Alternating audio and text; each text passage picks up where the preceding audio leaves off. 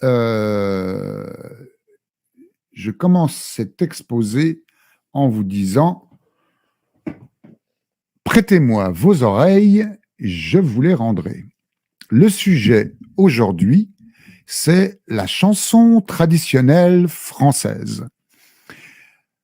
Avant de commencer, il serait bon que je vous donne quelques précisions lorsqu'on évoque la chanson traditionnelle française, à savoir que la première définition historique repose sur une différenciation par la transmission de ces musiques. Alors, donc on distingue la musique dite populaire, sous-entendu issue du peuple non savant, c'est-à-dire qui ne maîtrise pas forcément l'écriture, et d'autre part, la musique savante, qui, elle, est issue des classes bourgeoises. Donc, il y a une autre définition qui est courante, mais qui date du 19e siècle et qui repose sur, comme je vous le disais, qui repose sur la différenciation sociale de ces deux catégories. Donc, ces différenciations sociales, c'est ce qu'on appelle la musique d'en haut pour la musique savante et la musique d'en bas pour la musique dite populaire. Alors, c'est une définition tout à fait élitiste de la musique en général. Elle est totalement d'actualité au XVIIIe siècle, mais elle commence à perdre de son sens au XIXe avec la vitalité de nombreuses structures de transfert telles que les orphéons, les musiques religieuses et militaires, les fanfares, les harmonies, qui diffusent de la musique savante auprès d'un public populaire. Plus encore, ils ont parfois tendance à mettre côte à côte répertoire populaire et savant. Mais ça, c'est une conception récente. Alors, les termes de grande musique, musique sérieuse, musique savante sont d'ailleurs très révélateurs aussi de cet élitisme, signifiant qu'il existerait une petite musique pas sérieuse et non savante, la musique du peuple.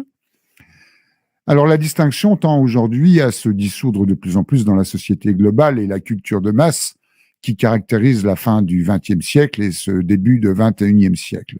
La musique dite populaire touche aussi aujourd'hui les couches les plus aisées de notre société, de même que les couches les plus défavorisées sont amenées à écouter de la musique savante, c'est-à-dire classique et même éventuellement contemporaine par de nombreux médias.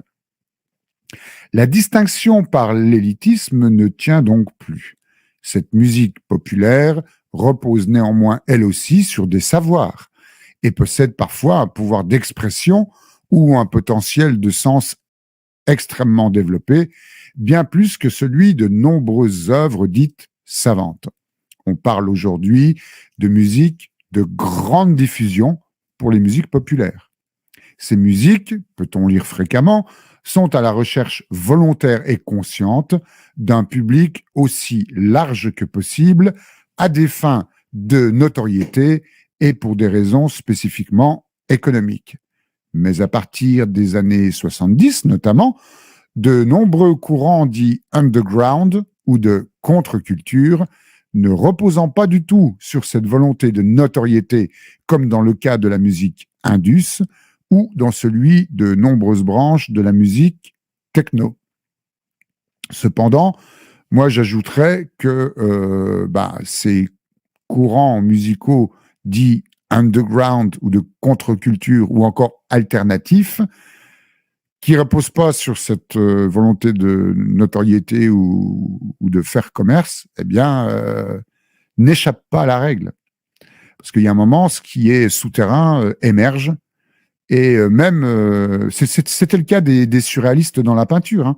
Les surréalistes, eux, ils voulaient se démarquer de toutes les écoles, ne pas être justement référence d'école de peinture, mais malheureusement, en voulant se distinguer de ces courants, sont devenus eux aussi écoles. C'est-à-dire que le surréalisme pour fuir justement l'école, les écoles, eh bien, est devenu une école à lui-même. Là, ce mouvement-là. Eh bien, pour les musiques dites underground ou de contre-culture ou alternatives, c'est exactement le même truc. Ils veulent se dissocier de la musique industrielle, commerciale, enfin tout ce que vous pouvez attribuer comme terme à ça. Eh bien, malgré eux, eh bien, ils sont devenus des musiques qui touchent un large public et qui finalement deviennent aussi commerciales.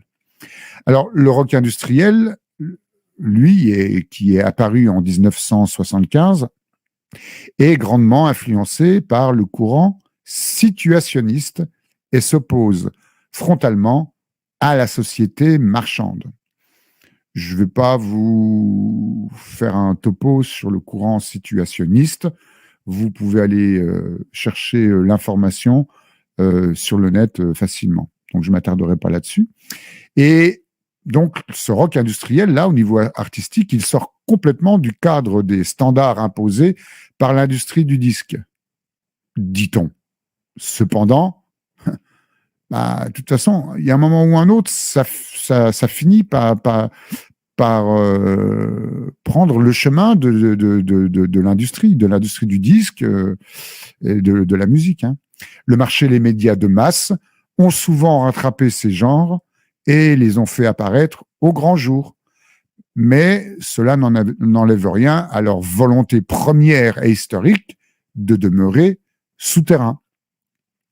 Et ce qu'on entend actuellement par musique populaire sont des musiques uniquement commerciales, au service de la toute-puissance de l'industrie culturelle qui n'a souvent d'ailleurs de culturel que le nom et qui place la musique populaire au rang d'un outil des classes dominantes qui contribue à l'aliénation des masses et pervertit la musique.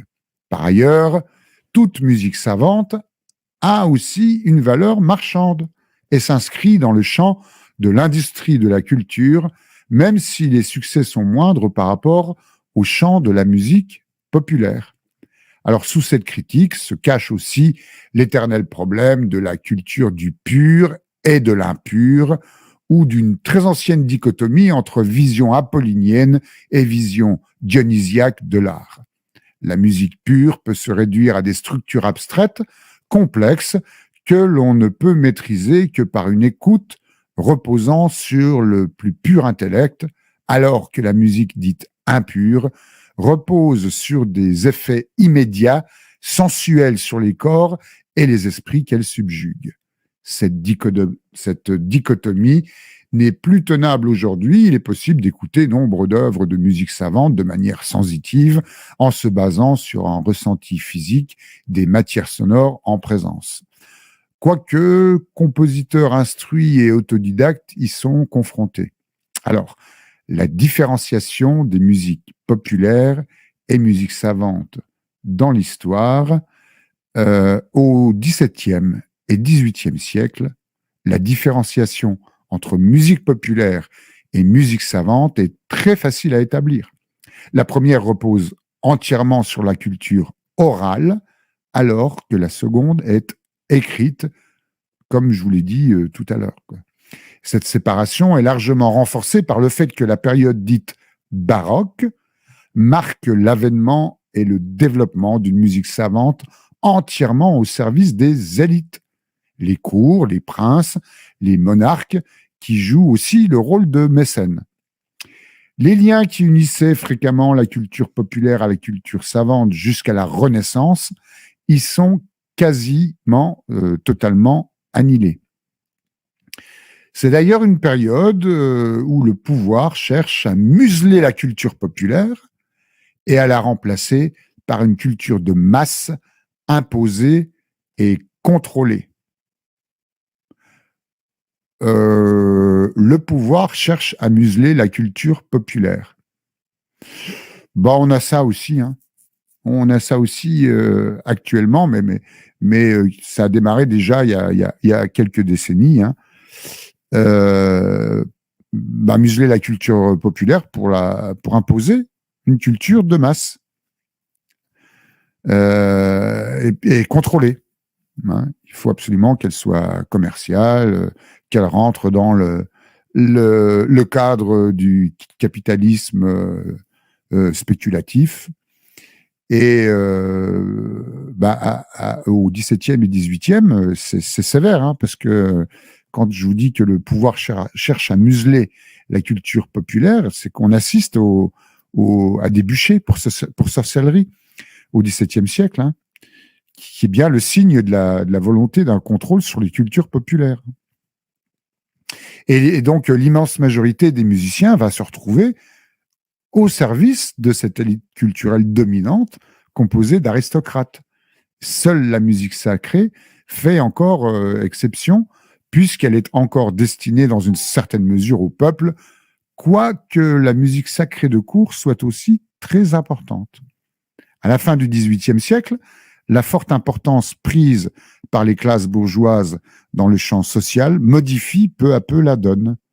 On assiste alors au début de la forte marchandisation de l'art sur les lois de l'offre et de la demande. Je vous rappelle, on est au XVIIIe siècle, c'est-à-dire 1700 et quelques. Le marché de l'édition musicale explose, encouragé par le développement de l'amateurisme musical, des salles de concert et le succès croissant du piano.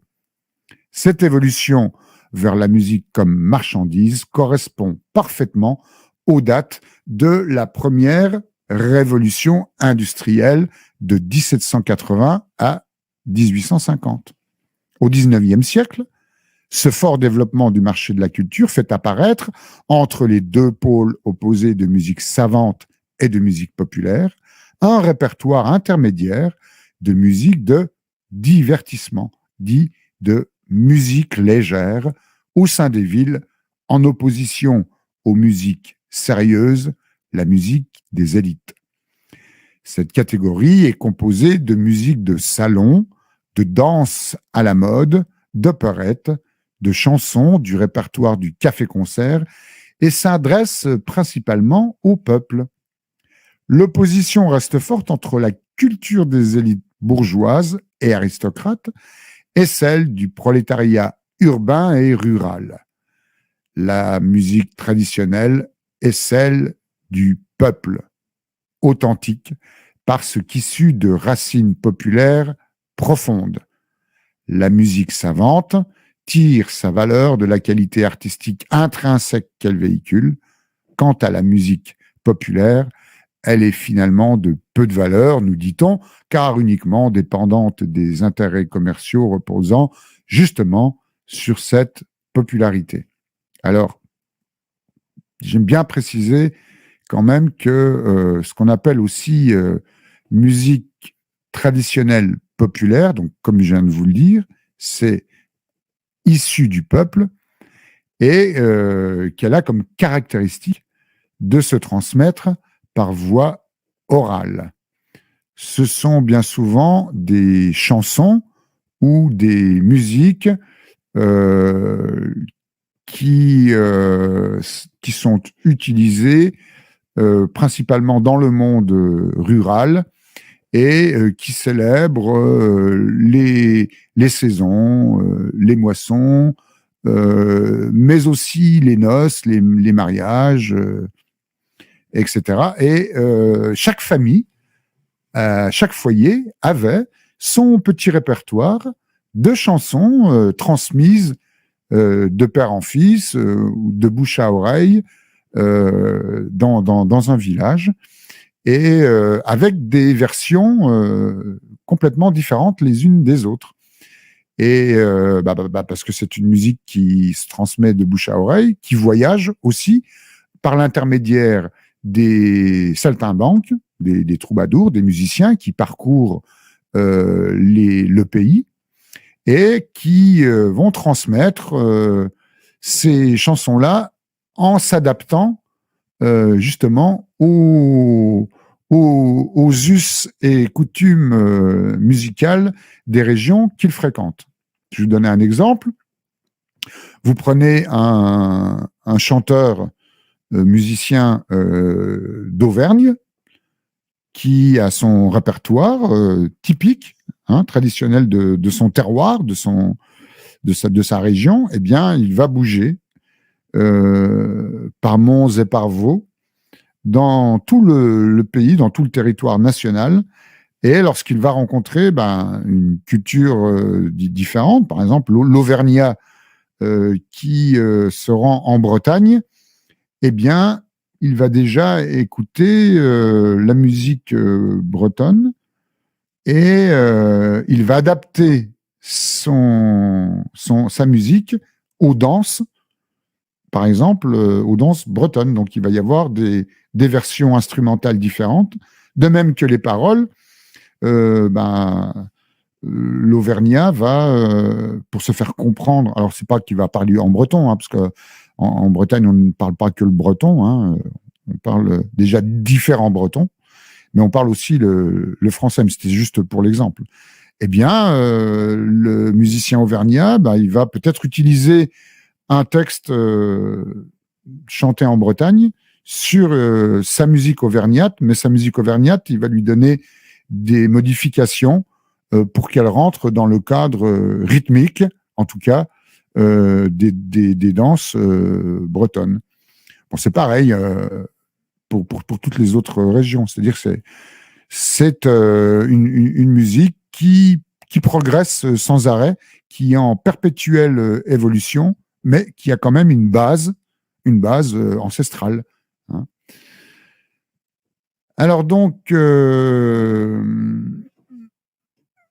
vous disais que la musique traditionnelle donc, est celle du peuple authentique parce qu'issue des racines populaires profondes. La musique savante, elle tire sa valeur de la qualité artistique intrinsèque qu'elle véhicule. Et donc, la musique populaire, elle est finalement considérée comme étant de peu de valeur. Mais c'est au XXe siècle que les choses vont se complexifier avec surtout l'apparition et le fort développement de nouvelles technologies. En effet, l'industrie du disque, notamment, ainsi que la diffusion radiophonique et le développement de médias comme le cinéma, la télévision et Internet, vont profondément influer sur ces catégories musicales. Le processus de mondialisation des échanges par la bourgeoisie européenne conquérante qui explore et soumet le monde avec l'impérialisme et le colonialisme va aussi s'appliquer à la culture et rajouter encore du changement.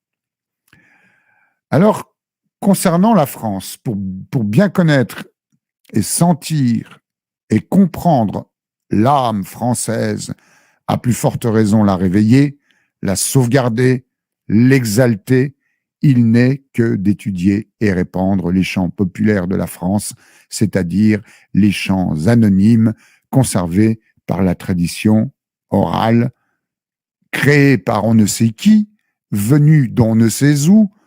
Ils constituent la plus ancienne, la plus humaine, la plus pure et la plus précieuse de toutes nos traditions, celle qui rattache le plus étroitement le présent au passé, la France d'aujourd'hui à celle de jadis et à celle de demain. C'est ainsi que Joseph Canteloube résume les choses dès les premières lignes de la préface à sa fameuse anthologie des chants populaires français.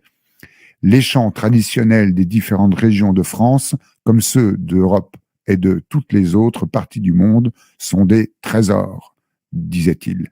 Béla Bartók disait qu'il y a autant de perfection artistique dans un chant de paysan hongrois que dans une sonate de Mozart.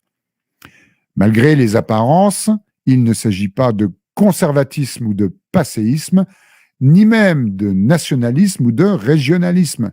Il s'agit d'esprit. Il n'y a pas que les vedettes du disque qui chantent. Il y a surtout et avant tout le peuple qui chante. Ce peuple qui, aujourd'hui, ne sait plus qu'il chante et qui ne s'entend jamais chanter à la radio ou à la télé. S'il existe des peuples sans écriture ou même sans instrument de musique, il n'existe pas de peuple sans chant, sans chanson. La voix est l'instrument premier, celui que chacun possède et celui que tous les peuples utilisent comme expression essentielle. Quelqu'un a dit qu'un peuple qui ne chante plus est un peuple qui se meurt. On ajoutera que celui qui ignore les chants de son peuple ne peut prétendre en faire vraiment partie. La tradition désigne donc la transmission continue d'un contenu culturel à travers l'histoire, depuis un événement fondateur ou un passé immémorial. Et donc, la tradition, donc c'est du latin traditio, tradere, de trans, qui signifie à travers, et dare, qui signifie donner, donc faire passer à un autre, remettre. Cet héritage immatériel peut constituer le vecteur d'identité d'une communauté humaine. Dans son sens absolu, la tradition est une mémoire et un projet, en un mot, une conscience collective, le souvenir de ce qui a été, avec le devoir de le transmettre et de l'enrichir. La musique traditionnelle, parfois abrégée en musique trad ou folk, désigne l'ensemble des musiques associées à une autre culture nationale ou régionale ou à une zone géographique. Musique orale et populaire, elles se transmettent de bouche à oreille, bien que certains groupes et musiciens actuels préfèrent les transcrire sur partition afin de les interpréter ou de les répertorier. Alors, il est dit que la musique traditionnelle se différencie de la musique dite folklorique car elle ne vise pas à montrer le passé d'une musique avec costume, accessoires, mais à faire vivre les musiques appartenant à un patrimoine de culture populaire dans l'actualité. Chaque groupe ou musicien peut s'approprier la musique à sa manière, en cela influencé par son environnement culturel et social, et la faire vivre. Moi, je dirais que la différence entre la musique traditionnelle et la musique dite folklorique. La musique folklorique utilise la musique traditionnelle en cela que je vous ai expliqué qu'elle provient du passé, qu'elle a des racines et une origine bien souvent inconnue. La musique folklorique, si vous préférez, c'est donc avec costume et accessoires, et pas que. En fait, la musique folklorique, elle est là pour figer dans le temps, à une période bien précise, des coutumes, des usages. Donc le folk, si vous voulez, c'est une carte postale. C'est un moment précis, sur un territoire précis. C'est pour ça qu'on retrouve des costumes, des accessoires locaux ou régionaux, et la musique qui va avec la période, et donc les costumes. Donc c'est comment on appelle ça, un cliché instantané de la musique. Ça, c'est le folklore. La tradition, elle traverse le temps. Vous voyez la différence? Et donc 3 concepts essentiels dans la définition de la musique traditionnelle. C'est donc l'ancrage socioculturel, géographique, la transmission et la recréation. C'est-à-dire que la musique traditionnelle, vu qu'elle se transmet de bouche à oreille, eh bien, subit naturellement des modifications, voire des variations, et pourquoi pas des recréations. Et donc, on a ça, les 3 concepts essentiels qui sont définis de la musique traditionnelle. Selon la Convention sur la sauvegarde du patrimoine culturel immatériel de l'UNESCO, doit être transmis de génération en génération.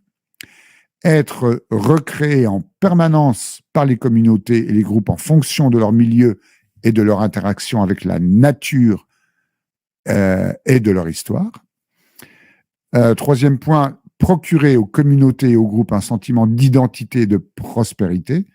Et enfin, dernier point, contribuer ainsi à promouvoir le respect de la diversité culturelle et la créativité humaine. Voilà pour les caractéristiques qui définissent la musique traditionnelle selon le CSP-CI de l'UNESCO. Alors, concernant la narration et la fonction, alors le texte est important, on le met en valeur. L'expression des textes est directe, comme celle de la voix parlée, quelle que soit l'interprétation. Chanter, c'est surtout raconter ou faire vivre une fonction, un rituel, comme par exemple danser pour battre le sol d'une nouvelle maison, ou bien bercer, ou marcher, ou travailler. Dans la culture savante, les embellissements sont écrits. Dans la culture de tradition orale, ils sont la signature vocale du chanteur. La chanson traditionnelle francophone est aussi une forme de poésie. Et comme toute poésie, elle porte l'empreinte du milieu et de la période où elle a été élaborée. Cette empreinte se manifeste dans les formules, les tournures et le vocabulaire. Une chanson traditionnelle a donc plusieurs critères. Donc, comme je vous l'ai dit, celui de l'ancienneté. C'est une chanson qui est souvent fortement liée ou associée à la ruralité et à l'illettrisme, caractéristique du peuple dit non savant, où prime l'oralité et la transmission dans un contexte d'événements calendaires, c'est-à-dire qui renvoie au calendrier des saisons et des fêtes associées. Elle est généralement chantée de génération en génération et élaborée dans un contexte qui n'existe plus aujourd'hui. Certaines sont évidemment d'une plume lettrée, comme ce violent libellé contre la marquise de Pompadour. Comprenez-vous? Je vous diffuserai cette chanson-là tout à l'heure. Ou appelée autrement les reproches de la tulipe, que l'auteur n'a pas signé par prudence. Cette chanson-là, c'était un pamphlet contre la Pompadour. Et donc, pour donner cet exemple-là. Et d'autres chansons traditionnelles respirent cette inspiration collective faite d'ajouts et d'altérations successifs au fil des siècles, qui est la marque de la chanson traditionnelle. Les chansons traditionnelles sont certes populaires dans le sens où elles viennent du peuple, toutefois elles s'inscrivent dans une temporalité, un contexte de transmission quelquefois bien différent. À partir du début du 19e siècle, même si cette chanson continue d'être chantée, il est toujours possible d'en recueillir en ce début de 21e siècle. C'est principalement le monde paysan qui en a été parfois, jusqu'à nos jours, le conservatoire. Une chanson est dite traditionnelle dans le sens où elle s'est transmise de manière souvent uniquement orale sur plusieurs siècles et plusieurs générations. Du fait de cette transmission orale, chaque chanson a une multiplicité de versions dont les paroles et souvent la mélodie varient légèrement sans qu'aucune de ces versions ne soit la véritable ou l'authentique. Toutes sont le fruit d'un processus d'écriture et de réécriture collective à partir d'une lointaine version lettrée de départ dont on a souvent perdu la trace. Ces chansons sont françaises.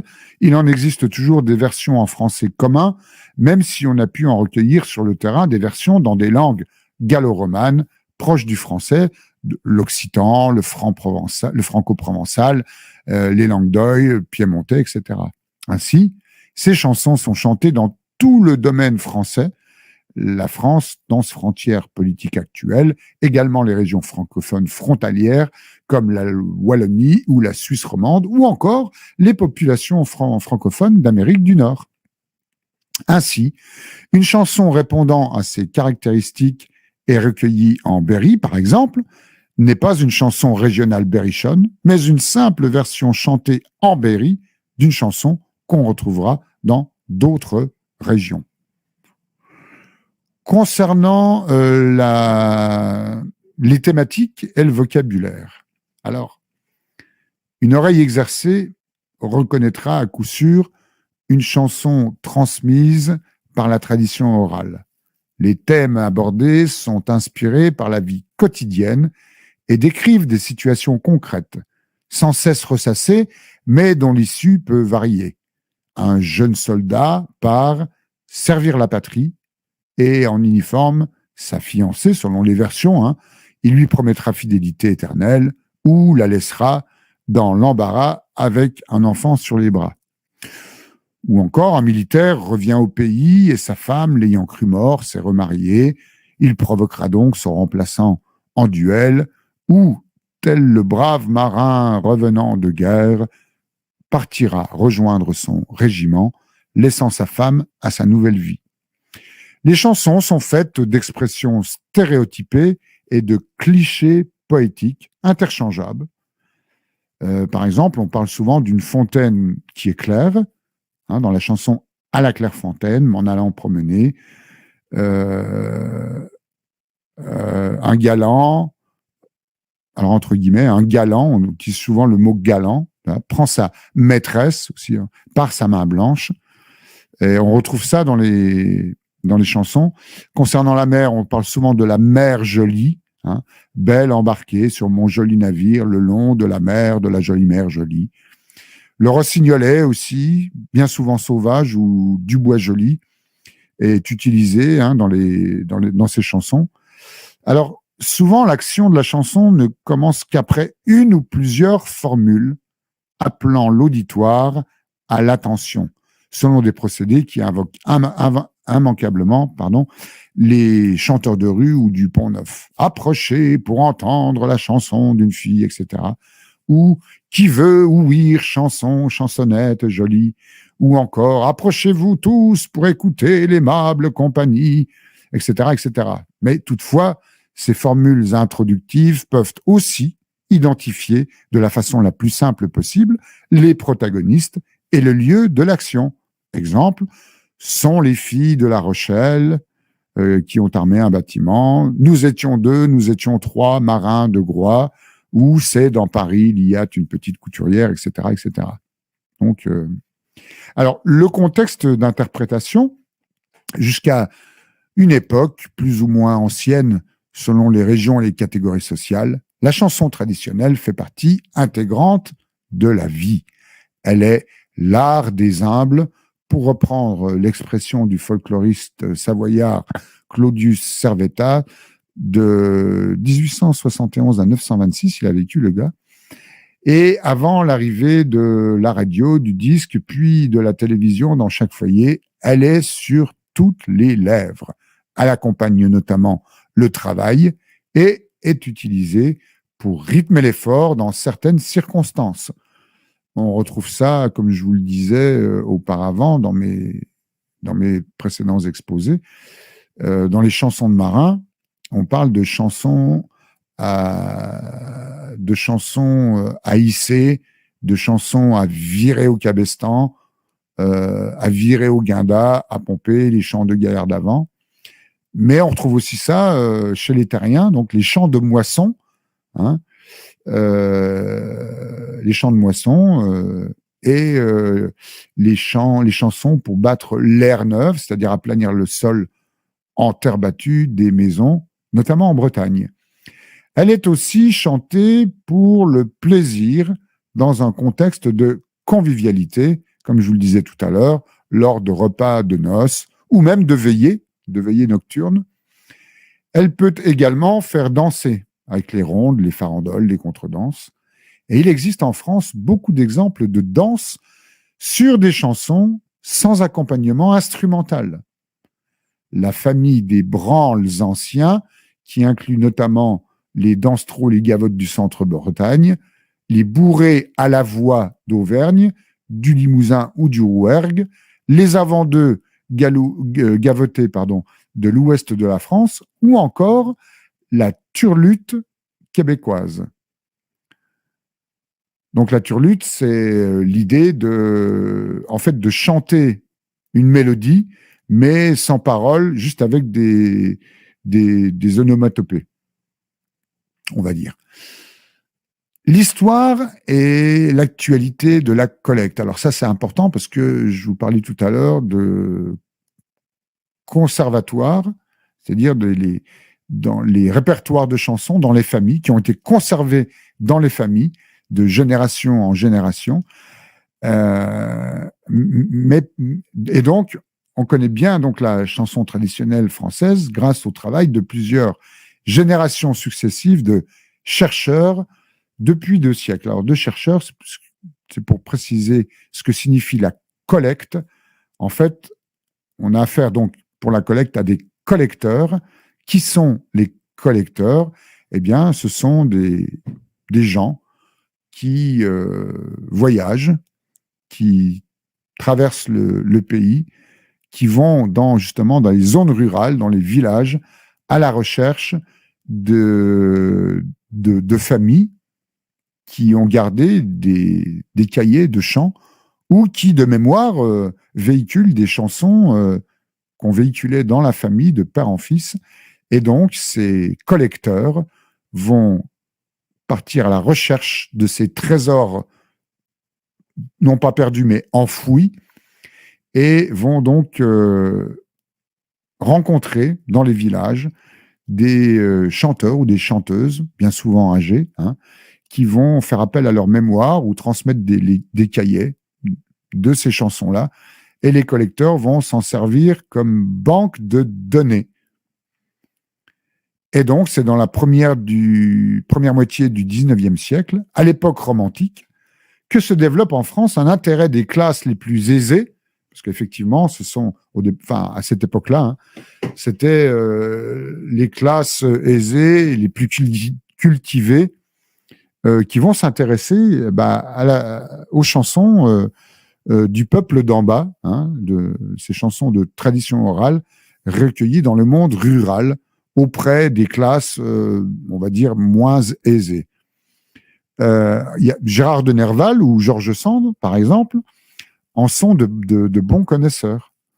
En 1839, Théodore Hersart de la Villemarqué sort la première édition de son Barzaz-Braise à partir de ses collectes en Bretagne. Le Barzaz-Braise, c'est un recueil de chansons qui ont été collectées de village en village, partout sur le territoire, et de Bretagne, en l'occurrence.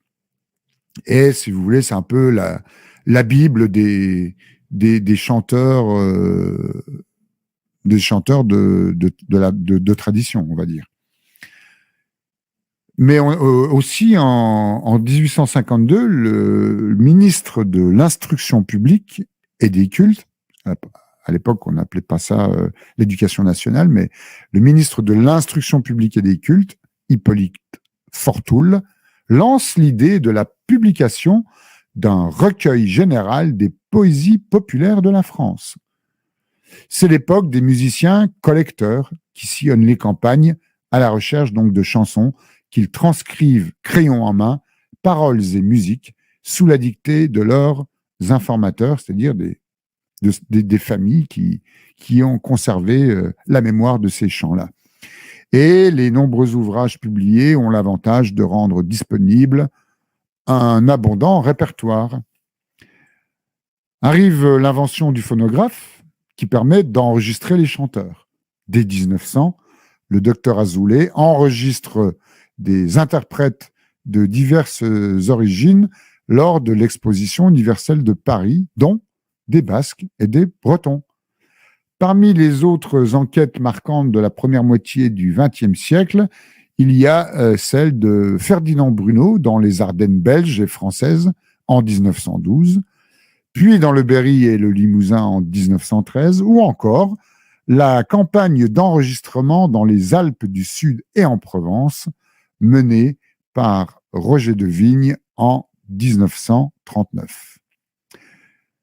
Créé en 1937 par Jean-Henri Georges-Henri Rivière, le Musée national des arts et traditions populaires va accomplir un énorme travail de collecte après la Seconde Guerre mondiale.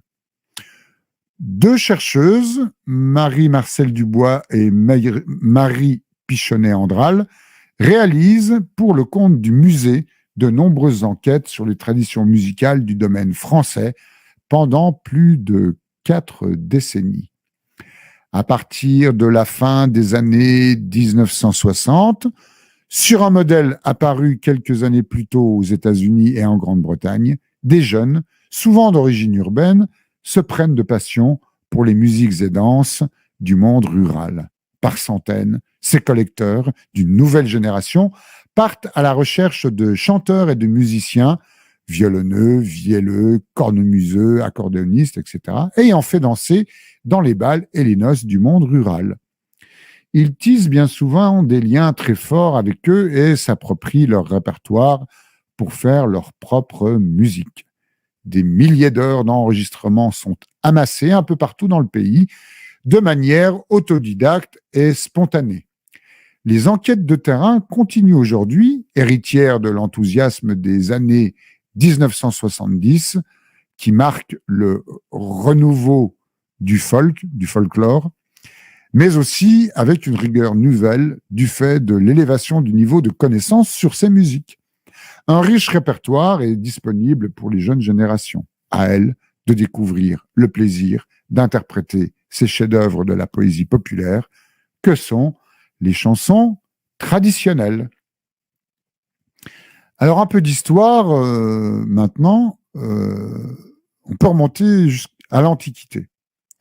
La plus ancienne chanson complète dont on connaît et les paroles et la partition pour accompagner le chant à la lyre est connue sous le nom d'épitaphe de Sékilos. Pour la petite anecdote, pour la petite histoire, eh bien, j'ai moi participé en tant qu'artiste à un festival historique dit de reconstitution historique de l'Antiquité, donc où tout le monde est costumé et reconstitue des scènes de la vie des Grecs sous l'Antiquité. Et cette épitaphe de Sékilos, eh bien, figurez-vous que oui, c'est un document important, en cela que, en fait, c'est une épitaphe qui a été gravée dans le marbre, où on a donc les paroles qui sont gravées dans le marbre, mais on a aussi la partition qui va avec. Alors, quand je vous parle de partition, il ne s'agit pas du modèle qu'on connaît aujourd'hui, avec les mêmes symboliques, etc., etc. C'est un langage musical qui a été traduit, d'ailleurs. Donc, on sait comment les Grecs écrivaient la musique. Et donc, on a retrouvé paroles et musique. C'était donc près d'un tombeau, d'un monument funéraire, et j'ai donc reconstitué dans une scénette lors de ce festival-là. Donc j'ai interprété cette chanson que j'ai jouée, bien sûr, à la lyre, et donc c'est en grec ancien. Donc bien sûr, j'ai bossé le truc, et j'ai pu restituer là au XXIe siècle cette chanson qui date du 1er siècle après Jésus. Donc Sékilos, c'était comment je pourrais vous dire ça, c'était un musicien, un auteur-compositeur. Et donc il a écrit cette épitaphe, et il l'a chantée en hommage aux défunts. Voilà. Et donc, ce que je peux vous dire et ça fait bizarre, parce que vous êtes moi, je me disais que j'étais en train de perpétuer un chant ancestral qui date comme je vous l'ai dit, du 1er siècle après Jésus, et savoir que on continue cette tradition orale, de transmission orale de cette chanson-là, ça m'a fait tout drôle, quoi. C'est comme si j'étais en train d'ouvrir un tombeau pour faire ressortir non pas le cadavre, mais les trésors qu'on peut trouver à l'intérieur et le remettre au goût du jour. Enfin, c'est un sentiment très, très, très, très particulier. Tu as l'impression que tu ressuscites. Voilà, c'est ça le terme que je cherchais. Ressuscite quelque chose de disparu et d'enfui depuis très longtemps. Et donc, bon, je vais jeter un... Bon, vous êtes encore 11 à m'écouter, ben, je vais continuer comme ça. Et donc, la musique, donc sous l'Antiquité, bon, depuis ses premiers pas, la musique a suivi bien des chemins de traverse. Pour les hommes de l'Antiquité, la musique est considérée comme divine. Ses origines cachent beaucoup de mystères. De ses rôles religieux et festifs, elle est devenue, grâce aux Grecs, une science avec Pythagore et Aristoxène. Elle est devenue un art exprimant pleinement sa maturité au sein des tragédies et des comédies théâtrales. Mais les premiers témoignages musicaux remontent à environ 4000 ans avant Jésus en Mésopotamie. Dès cette époque, la musique possède une forme accomplie et occupe une place importante. 3 grandes civilisations vont imposer leurs règles et leurs visions, les Égyptiens, les Grecs et les Romains. En Égypte, la musique est liée à la vie politique et religieuse. Le chant, la musique instrumentale et la danse sont intimement associés. Pendant les fêtes et les commémorations, les musiciens avaient pour habitude de battre le rythme avec les mains, tandis que le chanteur était conduit sous la direction de chefs vocaux. Les Égyptiens utilisaient la chironomie, c'est-à-dire le mouvement des mains issu du théâtre, pour communiquer la conduite des rythmes et les sons. Pour produire leur musique, les Égyptiens utilisaient des instruments divers que nous employons encore de nos jours. Les instruments à percussion, comme les cymbales ou le tambourin, côtoyaient les instruments à vent tels que la flûte, le hautbois, la trompette, mais aussi les instruments à cordes comme la lyre et la harpe. Alors les Grecs vont imprimer à la musique des notions mathématiques. Théoriquement, la musique grecque se présente comme une science codifiée par Pythagore, qui, je vous le rappelle, est mort environ 499 avant Jésus, et donc qui fait de la composition musicale un problème arithmétique. Ensuite, avec le théoricien Aristoxène, en 350-300 avant Jésus-Christ, la musique se définit à travers 8 modes, chaque mode correspondant à la succession de toutes les notes naturelles à partir d'une note donnée.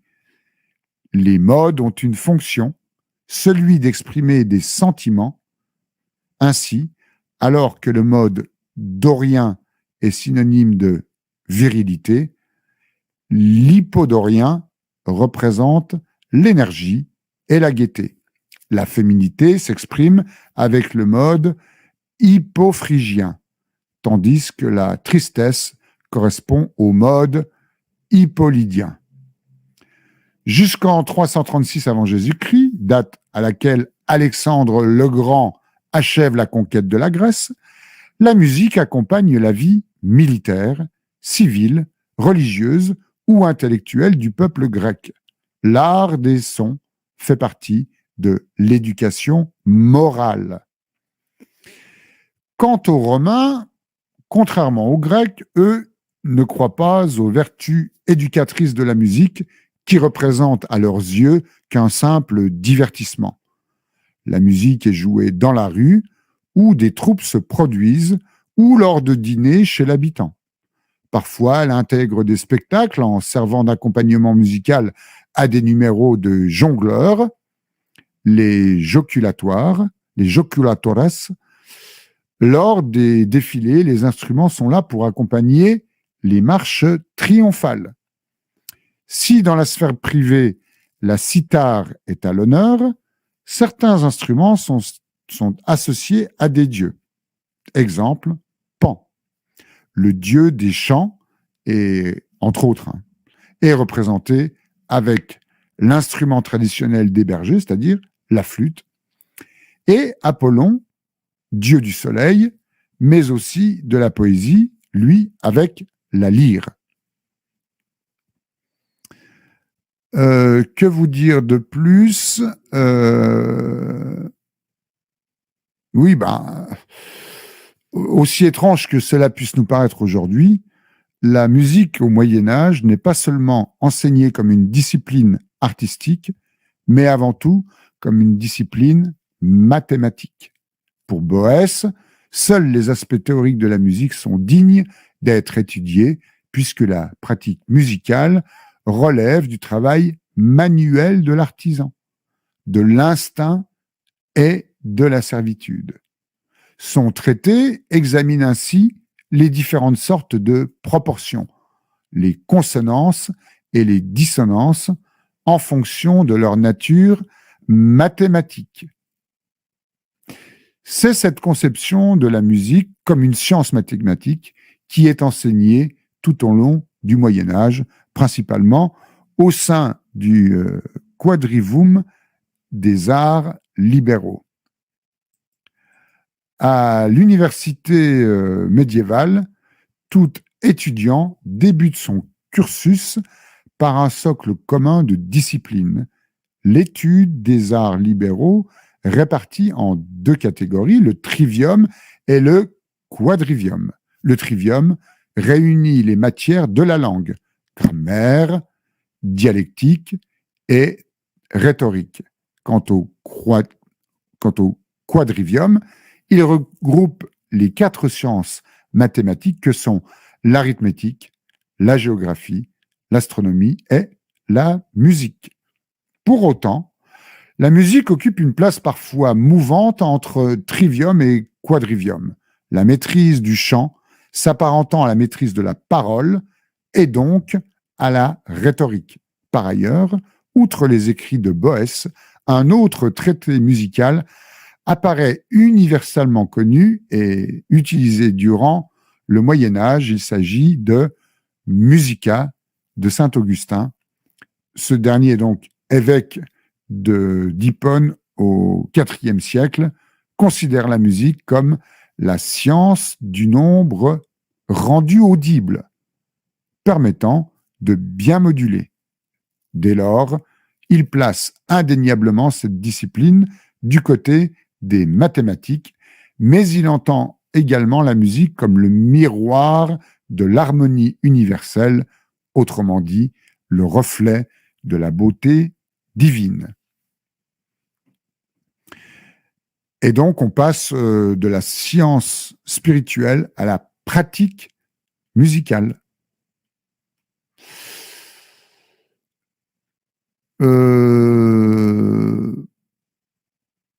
Alors, les genres de composition. Alors là, on reste toujours au Moyen-Âge occidental. Hein. La conception chrétienne de la musique se présente sous la forme d'un étonnant antagonisme existant depuis l'Antiquité grecque. Prédicateur inquisiteur du XIIIe siècle, le dominicain Étienne de Bourbon conte dans ses récits un épisode de l'Odyssée d'Homère. Il s'agit du célèbre passage où Ulysse se bouche les oreilles pour ne pas entendre les irrésistibles chants des sirènes. Et par cette histoire, Étienne de Bourbon tient à mettre en garde les fidèles contre les effets psychologiques de la musique. Pour les penseurs médiévaux, la musique peut influencer l'âme de l'homme. Elle possède par conséquent, une force qui peut à la fois être utile à la société chrétienne, mais également néfaste. Si la musique a des effets thérapeutiques reconnus tant des musiciens que des médecins médiévaux, ces derniers considèrent ces effets comme imprévisibles et par conséquent dangereux. Toute musique n'est pas bonne et les pères de l'Église combattent avec insistance la musique pernicieuse, symbole d'un art païen, décadent et efféminé selon leur conception. Clément d'Alexandrie cherche à bannir la musique artificielle qui conduit à l'idolâtrie. Jean Chrysostome cherche à la fuir en raison du danger d'adultère. Il dénonce particulièrement les voix enjôleuses des femmes. À ce titre, l'un des plus grands dangers pour les théologiens chrétiens apparaît être le jongleur ou histrion ou encore troubadour, comédien, etc., etc. Généralement considéré comme un interprète du diable, ne pouvant être enterré en terre consacrée. Pensons au cas bien postérieur, mais tout autant révélateur de Molière. Toutefois, là encore, la vision de l'histrion n'est pas uniforme durant le Moyen-Âge. Des théologiens médiévaux estiment ses talents oratoires et de musicien. Ils n'hésitent pas à faire de la figure biblique du roi David le jongleur de Dieu. La littérature cléricale médiévale regorge de récits où, par son art, le trouvère peut convertir les fidèles à la foi divine. Cet exemple est révélateur de deux conceptions de la musique s'affrontant inlassablement.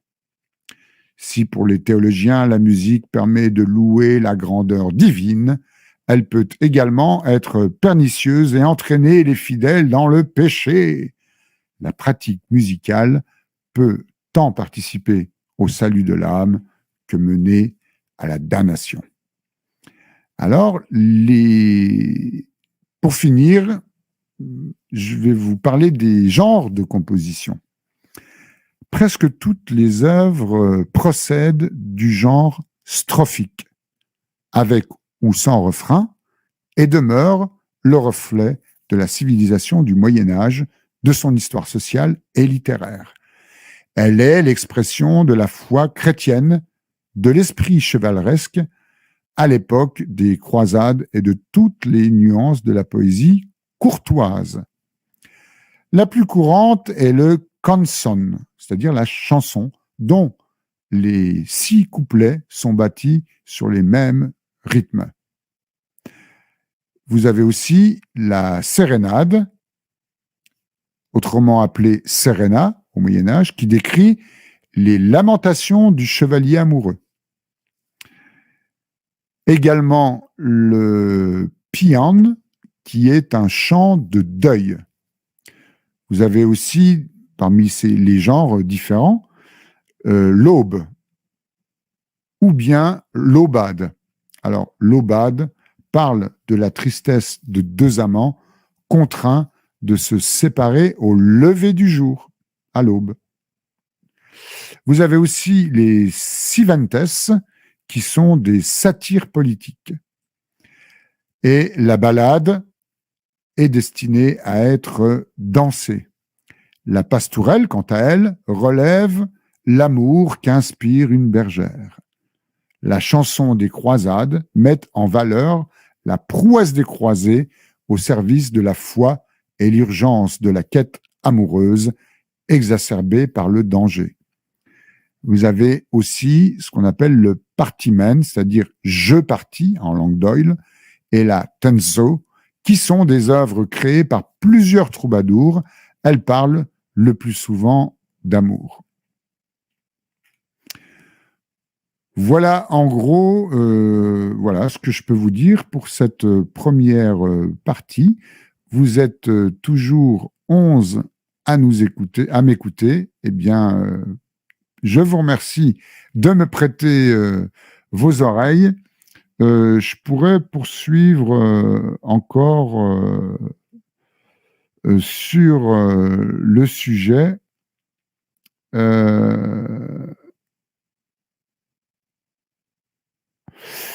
Mais je vais m'économiser un petit peu là. J'aurais d'autres trucs à vous dire. Je suis en train de les chercher.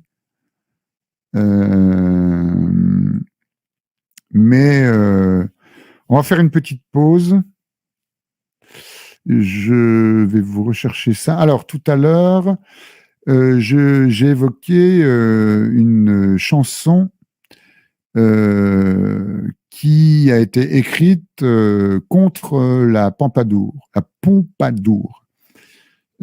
qui s'appelle Comprenez-vous. Et on a alors je vais vous passer juste cette chanson-là. On a un exemplaire de cette chanson. Ah, j'aurais pu